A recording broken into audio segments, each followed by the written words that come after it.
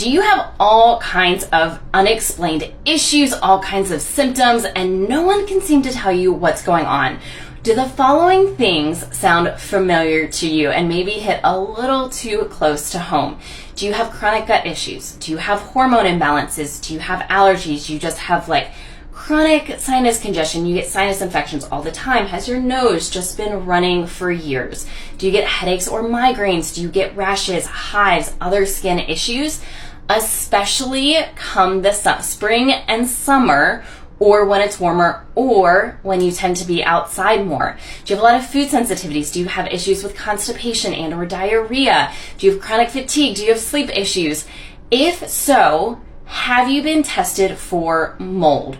Mold toxicity is such a major issue, and I see it all the time in my practice where people come to me from all kinds of other practitioners and have been symptom managed and have seen little to no long-term lasting change, even with the best diets and changing their diet to super duper clean, all of the elimination diets, taking all of the supplements, fixing all of the nutrient deficiencies and all of these other things that are going on, and they still have these things.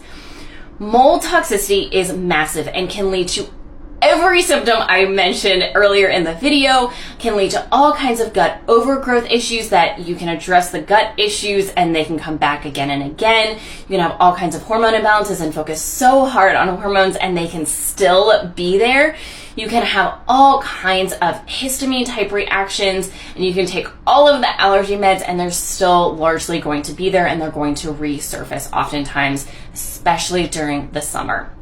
If so, you've got to get tested for mold. If you have mold is really the first step in addressing any of these other major issues, but they are a downstream effect oftentimes if mold is present. You can do a mycotoxin test. Great Plains Lab has a really good one. That's the one I personally use in my practice.